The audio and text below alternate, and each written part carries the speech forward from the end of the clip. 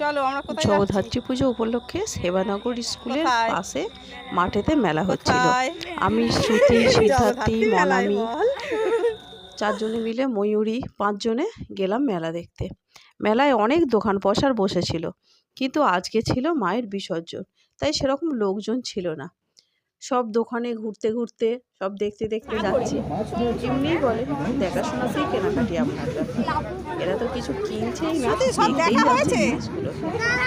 একটা দুটো জিনিস কিনলো, আর অনেক রকম জিনিস বসেছিল। সত্যি খুব ভালো লাগছিল। এত রকমের আইটেম, কোনটা কিনি আর না কিনি। ওরা তো এদিক ওদিক ঘুরতে ব্যস্ত।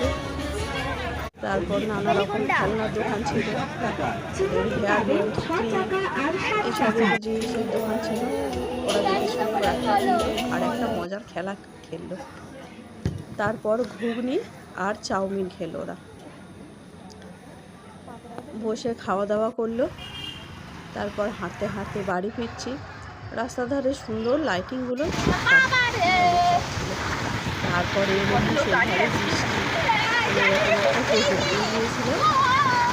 উঠে সবাই মিলে তাড়াতাড়ি বাড়ি ফিরে পড়লাম। টোটোটা ভাগ্যিস পাওয়া গিয়েছিল।